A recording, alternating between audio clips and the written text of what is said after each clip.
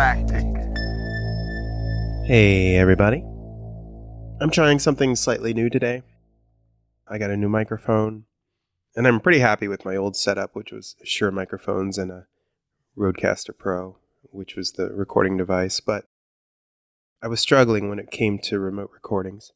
For some reason, the Rodecaster Pro, the standalone device, when I tried to plug it into, like Google Meets or Zencaster or whatever, it just wasn't playing well with those different online venues.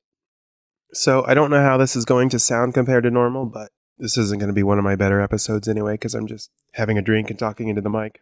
But the reason that I'm using this is because I want to do more online interviews with guests. I find that I have a lot of fun when I do guest interviews, and when I do solo podcasts, I'm just kind of like in my own head. So we'll see how this goes. I've actually got a couple of people who had emailed me months ago, actually back when I lived in Florida, like over a half a year ago, where we were like getting ready to have a conversation, and then I moved, and it's like, okay, well, I just kind of abandoned them, but not intentionally. Like, I did the 2 interviews with Eli and with Fred probably in the last month or 2. And I know those people really well, so I don't have to feel like super professional. So in both cases, I tried different things, and I got to the library where I record. I'm actually recording from home today. But when I was doing the actual interview, I thought, well, I should do this at the library in like a studio. And, both times, I tried different things both times. And basically for the first 15 minutes, 20 minutes, half hour, we were just trying to figure out, why isn't this working? And both times we eventually figured something out. But it was just disappointing that the Rodecaster Pro doesn't work very well with Zoom and Zencaster and, Google Meets. But I don't know. Hopefully this is the solution to it, and there'll be a lot more interviews. I'm actually thinking about starting a new podcast where it's just strictly interviews. I don't know, though. This podcast has been pretty therapeutic for me during the pandemic, and it's served its purpose. And I'm not going to do away with this one, but I don't share this podcast with anybody unless they're on the show. I didn't really want to ruin all my friendships by sharing my most controversial thoughts with everybody I know. But I think if I do this, if I have 2 different podcasts, one will be less controversial and more like friendly, kind of like my old Cleveland podcast was, where it's just like, hey, let's meet people and be nice to them. I've been really sick. I think it's right now, it's November 2023. And the last time that I was really, really sick was February 2020. So basically, I always kind of just assumed that sickness that I had in February 2020 was, COVID before everybody else had COVID. And then I kind of felt like, oh man, I must be invincible because I didn't get sick again until now. But that magic has come to an end. I basically I have 3-day weekends because I work a lot during the week. And I basically spent all 3 days of that 3-day weekend just hanging out on the couch. Like I haven't, it was ironic that we just did that whole, entertainment versus living your best life kind of podcast, because I literally spent 3 entire days just sitting on the couch being entertained. I watched so much football, which is ironic given the subject matter of my last podcast. And I watched movies too. I watched this movie called Bad Teacher with, what's her name? Cameron Diaz. And I don't really like Cameron Diaz, but there was this other lady that was in this movie called Lucy Punch. She was a British actress, but you really don't know she's British in this movie. But she was so funny. So cute too. Kind of crazy in the movie. And then it's like, okay, well, what else was she in? So I watched another movie that she was in called Someone Mary Barry, which was really stupid, but she was equally funny in both movies. I'd never heard of her before. Apparently she was in Dinner for Schmucks, but she wasn't as funny in that movie. I like really stupid humor. Someone online shared this video of Stephen Fry, and Stephen Fry's been in a lot of things. But one of the things that he was the narrator for the most recent version of The Hitchhiker's Guide to the Galaxy. And in this interview, somebody jumps on and asks Stephen Fry, basically, what's the difference between British humor and American humor? And do Americans understand satire? So basically what he's saying is that British comic heroes are failures, and American comedies would never have a failure as a hero. And he says the American hero is faster, sharper, more clever. And he refers to the movie Animal House. And he says there's a scene where there's a famous toga party, and there's a folk singer playing on the guitar. And John Belushi kind of takes the guitar and smashes it. And he says an American comedian would want to play John Belushi, the guy who smashes the guitar. But the British comedian would want to play the folk singer who got his guitar smashed because of the loser mentality of British comedians. Like, they really want to fulfill that role. But an American comedian would never want to. And if you want to look that up, it's called Stephen Fry on the difference between British and American comedy. And you can just look that up on YouTube. And that's how I felt about like those roles that Lucy Punch would play in those two movies. Like, she was a total train wreck in both movies, and it was so funny. And I also remember an interview with Ricky Gervais, who originally created the British version of The Office. But one thing that he said was that they had to revamp The Office to make it American because there was no way. His name was David in the British version of the Office, and he said there's no way that Americans would put up with the work ethic of David from the British version. And so they had to actually make Michael Scott, the American version of David, they had to make him more capable. Like, yes, he screwed up all the time, but when the poop really hit the fan, Michael Scott always came through and kind of baffled corporate with how good he was as a manager, even though he drove everybody in the office insane. Man, there's so many British comedies that I think are so funny. The IT Crowd, The Mighty Boosh. I'm sure there's so many more. And it's just kind of like, why can't we have that humor too? But Stephen Fry said it's kind of cultural. It comes from there being classes in the UK and not so much in the United States. And basically what he says at the beginning of that interview is, Americans are told that they can do anything, and the best-selling books in the United States are always self-help books, how to do better. But I don't know, man. I meet a lot of people here in the U.S. who just aren't trying that hard. And I think back to the Richard Heyer, Lex Fridman interview that I talked about a couple of different times. And in that interview on the Lex Fridman podcast, Richard talked about how some people's IQ or G factor is just so low that they just seem to be incapable of solving basic problems that much smarter people don't struggle with at all. And I really feel like that podcast kind of changed my mentality. It's almost kind of like I knew all of it, but I didn't know how to really process it in a way that he explained very well. And I'm finding that whole conundrum between some people just aren't capable of it, and we live in America where everything is self-help and anybody can do anything, right? Well, that's not true. It doesn't matter how hard I try. I'm not going to be a physicist or an NBA basketball player. And yet, it seems like everybody's looking for alternative excuses as to why they aren't successful at, being an NBA player or being a theoretical physicist, right? It's because the man's keeping me down. No, not really. The man's not keeping me down. I'm just an idiot. I'm just not 6'7" and muscular. And like I said, I think on a previous podcast, it's like, right after I listened to that Lex Fridman interview with Richard Heyer, I did an IQ test because I was so curious, and my brain almost exploded because it was so difficult.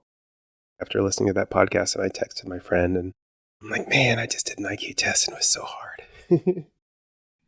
And she said, well, there's different kinds of intelligence. There's visual intelligence, musical intelligence, kinesthetic. Is that the right word? Body smart. There's interpersonal, linguistic, mathematical, naturalistic, and intrapersonal. These are all different types of intelligence. Okay, so I'm visually intelligent, right? Visual, it says, is picture smart in this little thing I'm looking at. Okay, well, I'm actually really great at taking photographs. But somebody else built the camera. Somebody else designed the cathedral that I'm taking a photo of when I go to take a photo. And then I take a photo of it, and everybody's like, ooh, good job, Mr. Photographer. Oh yeah, well, the only thing I did was I pushed a button. And yes, that is a skill. I'm not dogging on photographers, but it took a lot of steps of other people doing a lot of really cool things for me to be able to get to that point. And those people who invented photography and invented Flickr and created a cathedral, objectively, much smarter than me. So my picture smart, my visual side, my musical side, yes, they are skills. And at the end of the day, someone needs somebody to take the photo and write the music and all of that stuff. But I'm not going to invent nuclear fission or fusion, whichever one has not been invented yet. The one that the sun does. I guess it's already been invented. What I'm talking about is harnessing the power of it. It's not going to happen. I'm not going to do it.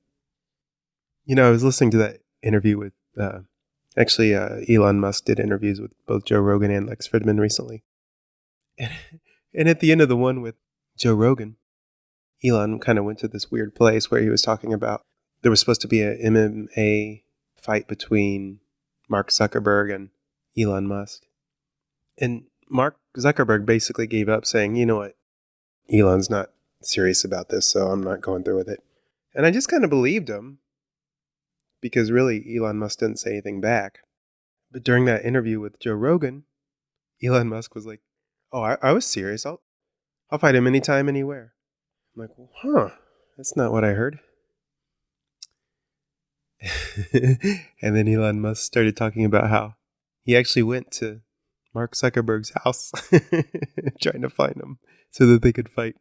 And Zuck was nowhere to be found. Life must be fascinating when you have unlimited money. I know Elon Musk gets a lot of hell, a lot of hate. And I think that's because he became kind of pro-free speech at a time when liberals are all about controlling a narrative and eliminating free speech. But that doesn't mean he hasn't done some things wrong as well. You know, Zuckerberg does interviews with Lex Fridman too. And he doesn't sound like a bad guy on those interviews. He just seems really excited about technology. And I think a lot of people would call him evil. And I think there's probably, as you know, as Elon talked about in those interviews, it's like he said, you know, X or Twitter is the only remaining free speech platform that isn't infiltrated by the government in liberal ideologies. And he calls it the mind virus. I would agree with that. I've talked about in the last couple of episodes how I got banned from Reddit. And when I got banned, I'm like, okay, that's fine. But tell me what I got banned for. And they said, for spreading conservative misinformation. And I asked, okay, well, tell me which specific thing I said that was misinformation. And they couldn't tell me. They just said, I know you believe what you think. And I'm not even going to try to argue against it. All right, well. But then the dude went a step further and he says, you're making the bots mad. I'm like, wait, what? Well, isn't this a place to share thoughts and ideas? And I really think what did it is transgender ideologies. And I would not stop saying that this is obviously mental illness, which is called transphobia in the Reddit world. I think the first time that it happened was there was something that was posted online on Reddit about some guy who thought he was a girl making a big deal out of the fact that he was misgendered by the guy at McDonald's, and he was making a big deal out of it and filming it, and just some dude was just trying to do his job at McDonald's, and this crazy person went insane. And I said something to the point of, man, this is all mental illness. And then later that day, a woman who thought she was a man went into a Nashville school and started murdering a bunch of little kids. And so I got banned from Reddit, and that was just a 3-day ban. But I think what really did it was when I first moved to Salt Lake City. There was a black dude dressed like a woman who was wearing a swimsuit. And he was at a library in Salt Lake City, and he was dancing in front of a bunch of little kids in his swimsuit. And the title was, "This wonderful dancer shares his transgenderism with little kids," or something like that. Something like, "Oh, what a wonderful world it is." And then you watch this video, and this guy in a woman's swimsuit thrusting his body around in front of a bunch of little kids, like toddlers and maybe 6-year-olds, kindergartners that age. And all of these liberal moms were so proud of forcing their kids to watch this. And, some of the kids were enjoying it, but others, they just didn't want anything to do with it. And one mom literally took her child's head and forced her to stare at this dude dancing in a women's swimsuit. And the kid just wanted to get away. and I think where I got in trouble was I took that video and I shared it to the Ben Shapiro subreddit. Where I knew everybody would get a kick out of that. And I like Ben Shapiro. Sometimes he goes too conservative for me, but I think he explains well exactly why he thinks what he thinks. And whether I agree with him at the end of the day or not, at least he did a very good job of explaining exactly what he thinks. And that's basically what I want from people. I want them to explain why they think what they think in a logical manner. I have extremely conservative, almost conspiracy theory family members. And when they share their opinions, I ask them to explain why they think what they think. And some of them do a really great job. And I have them on the line all the time. It's like, "Hey, what do you think about this?" I see a news article and I'm like, so I text them. I'm like, "What do you think?" Others, not so much. One family member who is flat earth, not flat earth, but bubble earth, she said. I asked her, I started talking about Lex Fridman in his podcast one time. And she goes, "I don't like Lex Fridman." I'm like, "Oh yeah? What don't you like about him?" I don't know. I just don't like him." I'm like, "Do you know who he is?" And the answer was basically no. And so as much as I rally against liberal group thought, and I think that basically comes from Reddit, from being on Reddit for so long, my dislike of liberal group thought, it goes the other way too. I am equally annoyed by a lack of thinking on the conservative side as I am the group thought on the far left. So, one of my favorite, conservative isn't the word because he's not conservative, because I don't know how you could be a therapist and also be a conservative, but he's on a conservative network, I guess. One of my favorite podcast hosts, John Deloney, I agree with him a lot. But every once in a while, I stumble upon something where it's like, "No, I do not agree with you on this." And one of the things, a caller called in and he was like, "I like wearing dresses." It's like, all right, whatever, When I was young, when I went to art school, everybody there was weird. So it wasn't strange to see somebody see some dude wearing a dress or whatever. It's just kind of part of going to art school, And this was way back. I'm old. This was long before there was a transgender movement, And these people were my friends. And one time, I went to a bar and my band was looking for members and we walked into this bar and there was this person there playing bass. And everybody was kind of laughing. It's like, is that a dude or a woman? Is that a woman or a man? We were all just having a good time. Like, what the hell is that? And eventually we were around that person enough where it's like, oh, that's a really good bass player. And we need a bass player. He was always wearing dresses. It was a dude. We found out it was a dude. And, we liked him. He was our friend. We got a lot of hijinks together. But eventually the mental illness came out, He got into drugs, hard drugs, and we had to push him away. But not before we did a lot of really cool things together, So simultaneously, yes, I'm quite capable of being great friends with, people who are weird. Guys who think they're girls. But simultaneously, that doesn't mean they don't have mental illness. So after hearing one of my favorite therapists, podcasters, saying that guys wearing women's clothing isn't mental illness, I decided to go look it up. So I found this Mayo Clinic thing, right? Everyone faces certain health risks, but there are certain health concerns that transgender and gender diverse people need to be aware of.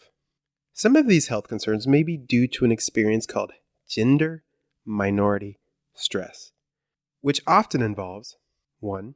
Negative attitudes and disapproval towards transgender and gender diverse people. This is sometimes called social stigma. 2. Discrimination, abuse, harassment, neglect, rejection, or unfair treatment of transgender and gender diverse people. And 3. Turning the negative attitudes of behaviors of others into negative attitudes of thoughts about oneself. This is called internalized stigma. Gender minority stress is linked to transgender and gender diverse people seeking preventative health care and health screenings less often than other people do. So, I want to break this down. This feels like gaslighting to me, and this is by the Mayo Clinic. The mental illness in the minds of the Mayo Clinic is not that a man thinks he's a woman. The issue, as they claim, is that other people see it negatively, and it's a social stigma. And that is where the problem lies, right? Holy crap, I hate being gaslit. Now, I will agree with them that abuse is too far. Abuse and harassment is too far. However, negative attitudes and disapproval, it's not my problem. I don't have to like that you're weird. And as I said before, usually I'm pretty accepting. But it's not my responsibility to make you feel good about being weird. I've always been a weird person myself. But there has never been this time in my life where it's like, you know what? All of the weird things that I do, everybody has to love it. Yeah, I'm weird, but also I'm not going to blurt out my weirdness to the world. And I'm not going to demand that everybody in the world accept my weirdness. Because let's be serious. Those of us who are weird because we are on the fringe, right? 80% of people must love what 20% of people do. What a bunch of crap. I'll go a step further. And again, I always say I'm not conservative, and I'm really not. And I'm not trying to convince myself of it. Because like I said, man, I came from the art school world. Probably the last liberal ideology I stood for was same-sex marriage. And I wasn't even passionate about it. It's just not my business to control what you do. And I hear conservative people say things like, marriage is an institution between a man and a woman. It's Adam and Eve, not Adam and Steve. Screw that stuff. You know what I mean? It's not my business to go inside your four walls. Some people would say I'm libertarian, but I'm not. I have plenty of issues with libertarianism. So no, I'm not conservative. No, I'm not libertarian. I'm definitely not liberal. Especially modern day 2023 woke liberal. That stuff is insanity. And I'm probably honestly basically where everybody is. The majority of people. It seems like it's the extremists fighting with everybody else. Extremists fighting with extremists. And labeling everybody in the middle as extremists so that if they don't fit underneath their label, then they don't know how to fight against it. They don't know how to fight against common sense. It's exhausting. Dealing with extremists on both sides. Living under the rule of extreme ideologies. You know, when I was a kid, as I said before, I grew up under extreme conservative ideologies and I couldn't escape fast enough. To my surprise, liberals, extremist liberals in this decade have become exactly what conservatives used to be when I was a kid. And back to the whole Reddit thing, I mean, that's who rules Reddit. That's who rules Facebook and no longer Twitter, no longer X. Like, you have to watch what you say or you're going to be banned. And I just, with Reddit, with my Reddit ban, I'm okay with it because I refuse to watch what I say under the guise of, if you say the wrong thing, you might offend the woke cult. I don't know. I'd rather be banned from a platform than to not say what I actually think. I'm so fun at parties. I once hosted a party where an extremely liberal woman showed up, and she was talking about about the victimization of African Americans. And we were in Cleveland. We were at a party in Cleveland that I had thrown. And the conversation basically turned into me saying that any descendants of slaves who were post Great Migration no longer fit under the category of slaves, and therefore no longer needed to be treated as such. Of course, her being a very woke liberal person, she argued greatly against it. But that's basically who I am at parties. While everybody else is drinking and try to mac on the hottest chick in the room, I'm over having a debate on the other side with the most liberal woman in the room. And we were both having fun. We were both had smiles on our faces while we were having that conversation. But we drew a crowd and everybody was just like, holy crap. 2 years later at a birthday party. Apparently we both had this mutual best friend who happened to be an African American woman. And we're like, hey, I remember you. But we were at a birthday party and there was no place for continuing that debate. But back to gaslighting, right? When liberal ideologies run out of logic, and I would say any ideology runs out of logic, I suppose you could say the same thing for conservatism. Conservatism. All right, I got it. Once you run out of logic, the only thing that you have left is gaslighting. And the majority of the time when I'm watching liberal media or listening to liberal ideologies, I feel like I'm being gaslit. And what is gaslighting? Let me look it up.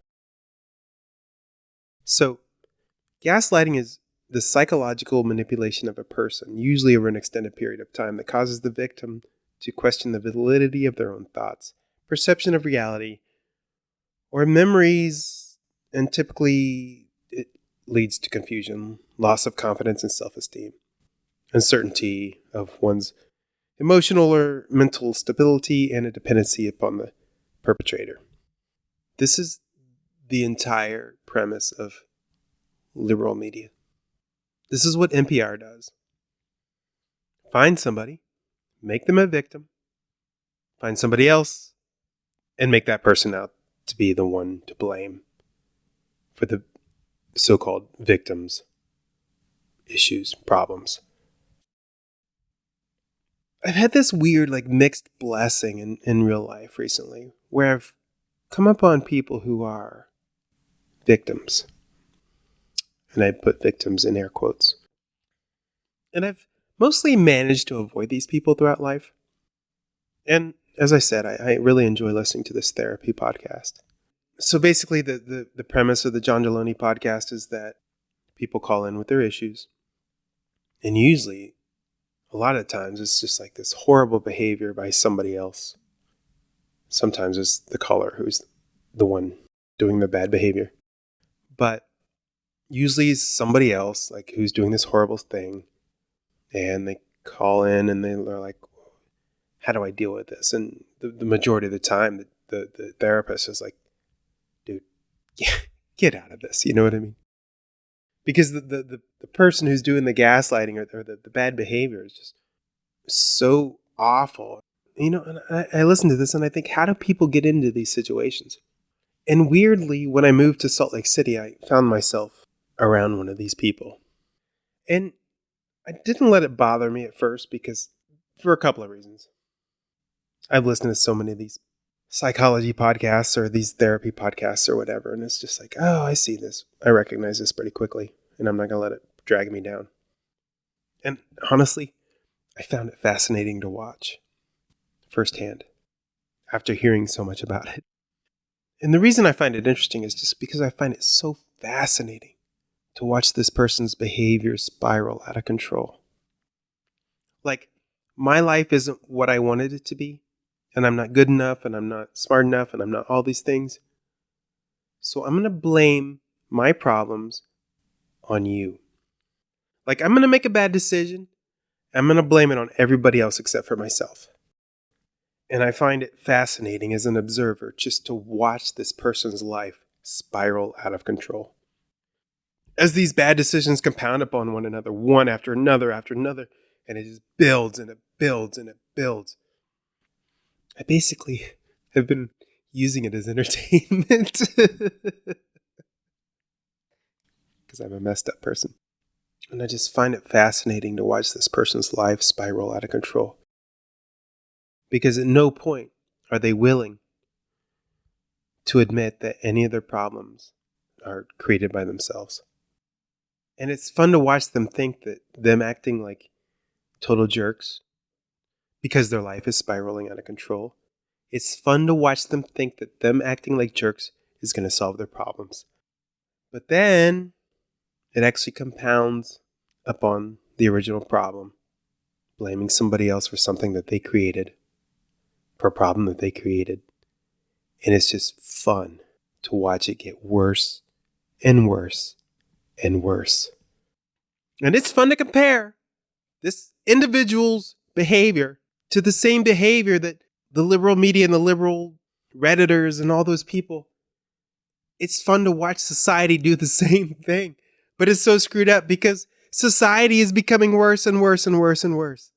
And it's all because we've all allowed ourselves to be gaslit. Because we're too empathetic to call people out on it. And anytime I listen to liberal media, I feel like I'm being gaslit. The conservative version of this is fear-mongering, which is equally as bad as gaslighting from the left. But the liberal version of gaslighting seems to be particularly abusive. Intelligent liberals who consume this kind of thing, they must see the same trend too, right? And like I said, when somebody attempts to gaslight me in real life, I get really annoyed really fast, but it's really fascinating to observe the similarities between the in-person version of it and the media version. The bizarre part is when it happens on that personal level and someone attempts to do it to me personally, but they have no clue that I am well aware of their psychological tendencies and they seem to be very flustered and have no idea what to do when it doesn't work. This just reveals that the person doing the gaslighting is just kind of this sad, pathetic individual. The odd thing is that many 2023 liberals are being gaslit by their own media. And not only are they being abused by the liberal media themselves, but they are also okay with it. So they are complicit in this bad behavior. Then they just pass it on to others and help perpetuate the bad psychology. When they do this and they attack other individuals together as a tribe, it becomes group bullying. The very thing that they swear that they hate. When liberals start gaslighting as a tribe, it's easy for them to forget that what they are doing is messed up because they've surrounded themselves with a group of peers where nobody is willing to step up and say that it's wrong.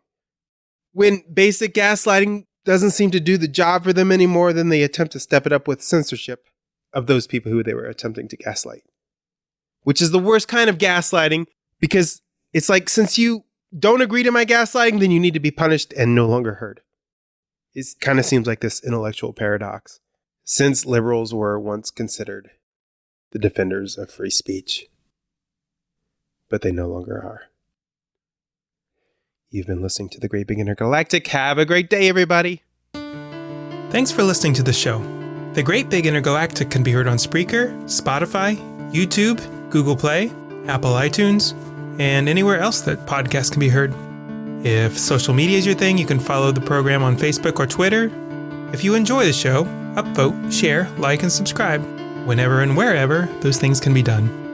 If you'd like to send feedback, the easiest way to do that is to email the show at tgbiuniverse@gmail.com, TGBI as in the Great Big Intergalactic, or you can leave a voicemail at 216-200-7940. Contributions could include written feedback, audio submissions, voicemails, or potentially even live guests.